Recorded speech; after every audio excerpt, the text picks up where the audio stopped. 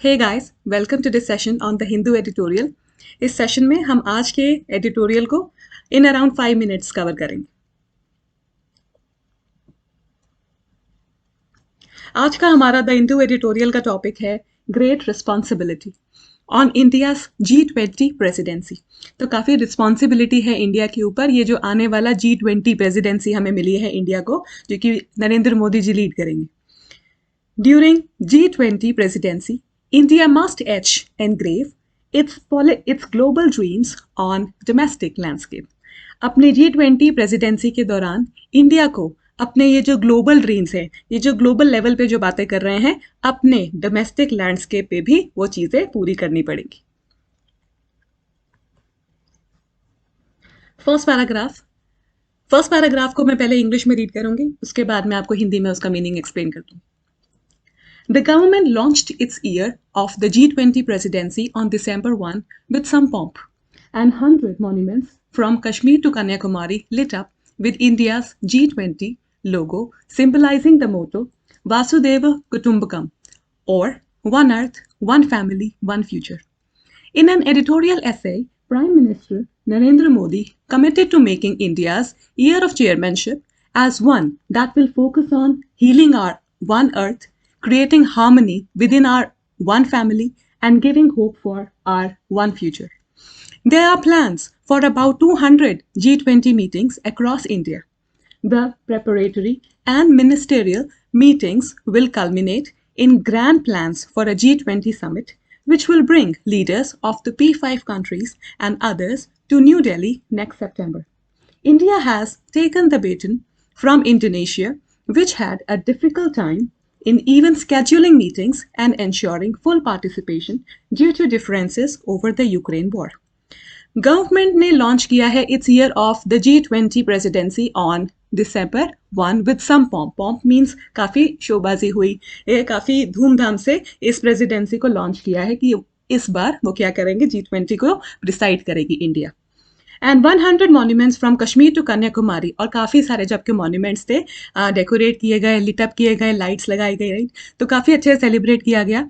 और इंडिया का G20 लोगो दिखाया गया जो सिंबलाइज करता है इस मोटो को, वासुदेव कुटुंबकम, जिसका मतलब है वन अर्थ, वन फैमिली और वन फ्यूचर.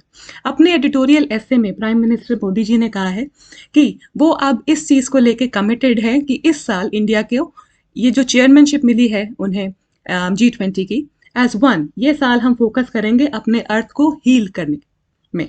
क्रिएटिंग हार्मनी, हमारी फैमिली या हमारी कंट्री में हार्मनी क्रिएट होगी और हमारे आने वाले फ्यूचर को एक होप मिलेगी, एक बेहतर इंडिया मिलेगा. There are plans for about 200 G20 meetings के बारे में प्लानिंग हो रही है, और ये प्रिपरेटरी और मिनिस्टेरियल मीटिंग्स जो हैं विल कल्मिनेट, ये शेप देंगे ग्रैंड प्लान्स जो कि G20 समिट का रूप लेंगे. तो ये आपकी जो स्टार्टिंग की मिनिस्टेरियल और प्रिपरेटरी मीटिंग्स इंडिया में होंगी जो शेप लेंगे आपकी जो मेन इवेंट है G20 की summit, which will bring leaders, जो कि leaders of the P5 countries को एक साथ लेकर आएंगी दिल्ली में नेक्स्ट सेप्टेम्बर. इंडिया को ये रिस्पॉन्सिबिलिटी इंडोनेशिया ने दी है, जहाँ पे लास्ट टाइम आपका G20 समिट हुआ था और उनको काफ़ी डिफ़िकल्टी हुई थी बेसिकली इवन मीटिंग स्केड्यूल करने में भी, और ये इंश्योर करने में कि सब सारी कंट्रीज पार्टिसिपेट करें, क्योंकि यूक्रेन वॉर को लेके सभी जो कंट्रीज हैं वो बटी हुई थी.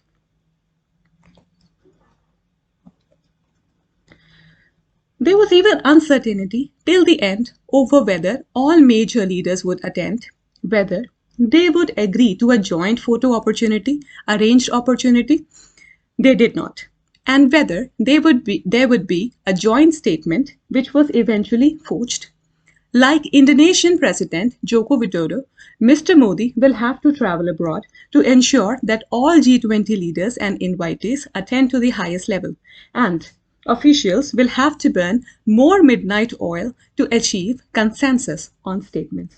ये भी पहले श्योर नहीं था, स्टार्टिंग से ये भी पहले श्योर नहीं था एंड तक कि सारे मेजर लीडर्स आएंगे भी या नहीं आएंगे इंडोनेशिया में G20 समिट अटेंड करने के लिए, और वो मानेंगे या नहीं मानेंगे एक जॉइंट फोटो अपॉर्चुनिटी के लिए जहाँ पे लीडर्स की या इवेंट्स की फ़ोटो ली जाती है, और ये भी नहीं पता था कि वो मिलकर एक जॉइंट स्टेटमेंट दे पाएंगे कि, और बाद में वो जो जॉइंट स्टेटमेंट निकाली गई वो एक फेक स्टेटमेंट थी। इंडोनेशियन प्रेसिडेंट विडोडो की तरह मिस्टर मोदी को भी ट्रैवल करना पड़ेगा अब्रॉड, हर एक कंट्री में जाके, टू एंश्योर कि ये जो G20 लीडर्स और इनवाइटीज हैं वो अटेंड करें, द हाईएस्ट लेवल में मैक्सिमम से मैक्सिमम इस समिट को अटेंड करें। The officials will have to burn more midnight oil. Officials को बहुत ज़्यादा मेहनत करनी पड़ेगी अगर उन्हें स्टेटमेंट्स के ऊपर सभी लीडर्स की एग्रीमेंट चाहिए है तो। Symbolism and logistical coordination aside, the government has a tough task ahead in conducting substantive negotiations to bring together a comprehensive G20 agenda where officials said they would focus on counter-terrorism, supply chain disruptions and global unity. तो ये representation और ये organisation, ये planning के अलावा government के सामने एक जो टफ टास्क है वो है ये कंडक्ट करना इन नेगोशिएशंस को, जहाँ पे सारे के सारे जो G20 के एजेंडा है उसके ऊपर हमें सारे कंट्रीज की सहमति मिले, जहाँ पे ऑफिशियल्स फोकस करेंगे कैसे हम टेररिज्म को काउंटर करेंगे, सप्लाई चेन डिस्ट्रप्शंस जो हो रही हैं ग्लोबल ट्रेड में उसको कैसे हम कवर करेंगे, और ग्लोबल यूनिटी को लेके बात की जाएगी।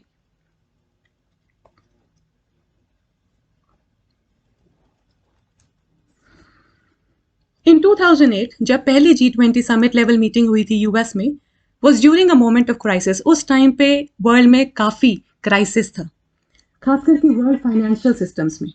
In 2002, the task for Modi and his team is equally crucial, given the lasting effects of the Russian war in Ukraine, Western sanctions on energy that will deepen this month, economic downturns, pandemic worries, and climate change issues that are testing the foundations of globalization and an interconnected global economy. In his editorial, Mr. Modi said India would forge its G20 agenda through its tradition of collective decision-making, that like India's national consensus would be made by blending millions of free voices into one harmonious melody.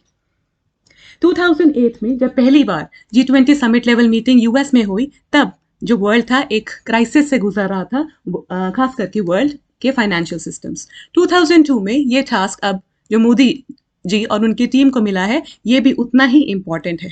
अगर हम देखें तो ध्यान दें, अगर Russian war जो Ukraine में हुई है, वेस्टर्न सैंक्शंस जो लगाए जा रहे हैं ग्लोबल ट्रेड पे, एनर्जी पे, और जो और भी आगे जाके बढ़ने वाले हैं, इकोनॉमी में डाउनटर्न्स आए हैं, पैंडेमिक को लेके काफ़ी परेशानियां चल रही हैं, क्लाइमेट चेंज इश्यूज हो रहे हैं, दैट आर टेस्टिंग, जो कि ग्लोबलाइजेशन के फाउंडेशंस को टेस्ट कर रही है, चैलेंज कर रही है, और एक ग्लोबल इकोनॉमी बनाने में हमें हमारे सामने एक चैलेंज प्रेजेंट कर रही है। अपने एडिटोरियल में मिस्टर मोदी जी ने कहा कि वो अपने G20 का जो एजेंडा है उसको कैसे एस्टैब्लिश करेंगे, अपने tradition of global decision making की, सब मिलके ये डिसीजन लेंगे कि क्या एजेंडा होना चाहिए। जैसे कि इंडिया का नेशनल कंसेंसस है जो बनाया जाएगा बाय ब्लेंडिंग मिलियंस ऑफ, हजारों लोगों की वॉइसेस को या लाखों करोड़ों लोगों की वॉइसेस को हम एक वॉइस में कन्वर्ट करेंगे। At a time India itself faces economic distress, एक ऐसा टाइम पे जब इंडिया खुद बहुत इकोनॉमिक स्ट्रेस फील कर रहा है, इकोनॉमिक सफरिंग फील कर रहा है, और सोशल और कम्युनल टेंशंस बहुत ज़्यादा है।